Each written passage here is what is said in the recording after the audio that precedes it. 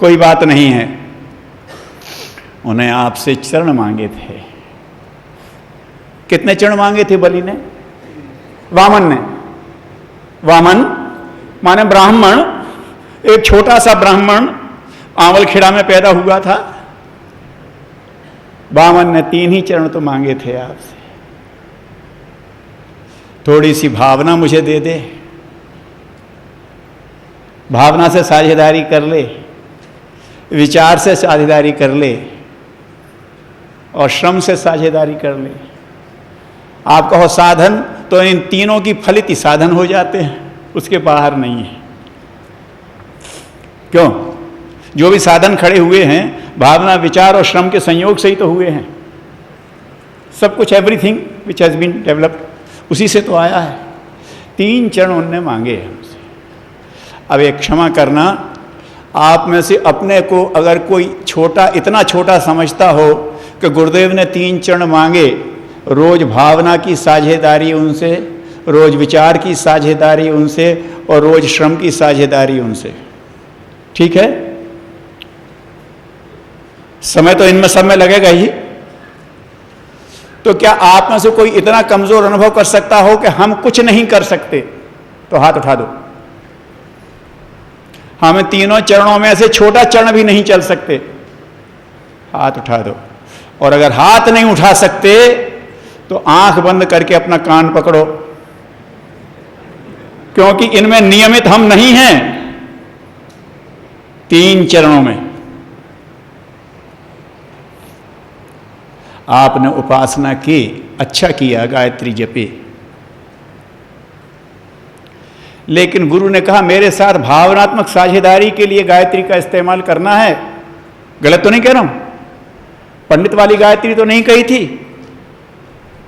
पंडित वाली गायत्री तो नहीं कही थी कि लठमार ढंग से इतना जप कर दे ये हो जाएगा। उन्होंने कहा था बेटा भाव भरी उपासना, यही कहा था ना। मैं पूछना चाहता हूं, जिस समय हम ओम भूर्भुवः स्वः तत् कहते हैं, उस समय भूर्भुवः स्वः में संव्याप्त के साथ कितना स्पंदन हो पाता है, इस पर कितने लोग ध्यान दे रहे हैं? जब ज्यादा से ज्यादा जल्दी, ज्यादा से ज्यादा तेज करने की घुड़दौड़ में तो हम सब शामिल हो जाते हैं, लेकिन जो गुरुदेव ने मांगी थी गायत्री मंत्र के माध्यम से मुझसे भावनात्मक साझेदारी, इधर कितना ध्यान है हमारा? ध्यान ही नहीं है तो संकल्प कैसे बनेगा? संकल्प नहीं है तो सिद्धि कैसे होगी? नोट कर लीजिए, हम अपनी साधना में कहाँ चूक रहे। जो की है उसको हम भी कह रहे हैं और दुनिया भी गा रही है।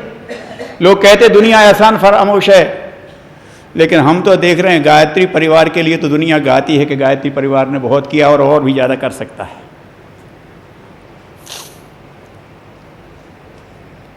तो ये देखना है कि हमें साधना कौन कौन सी करनी है। तो पहली साधना ये करनी है कि जो साधना हम कर रहे हैं उसे साधना बनानी है, कर्मकांड से उबार करके साधना तक ले जाना है।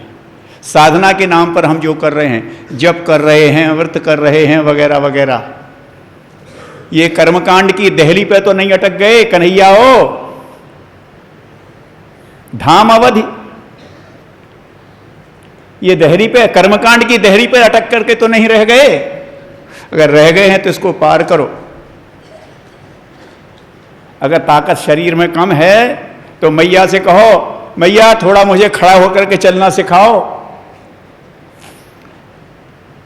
और फिर कहो कि हमें जल्दी जल्दी माखन रोटी खिलाओ तो मैं ताकतवर हो जाऊं। उसके पास वो भी है, खिला भी देगा, लेकिन उतना ही खिलाएगा जितना हजम होगा। क्षमा करना,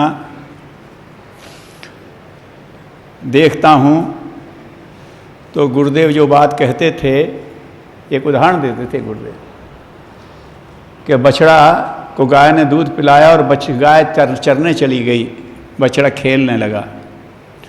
गाय ने वहाँ जाकर के घास चरी और घास चरते चरते उसके थनों में दूध भरे आया। बछड़ा खेल में मस्त है, लेकिन गाय वहीं से रम्हाती हुई चली आती है उसे लगता है मेरे थन भर रहे हैं, कोई दूध पिए। ऐसे ही विकलता से गुरुदेव माता जी को देखा है। गुरुदेव का आपने वो गीत सुना होगा, माता जी का गाया, आज बेचैन हैं स्वर्ग की शक्तियां, हैं हे मनुज तुम उठो, क्या लो? दिव्य अनुदान लो। लौकिक सुविधाएं नहीं, क्षमा करना,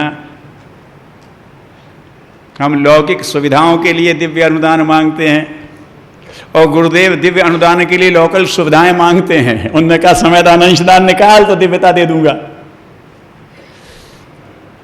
ये कहीं उल्टी रास्ता कसी तो नहीं हो रही है?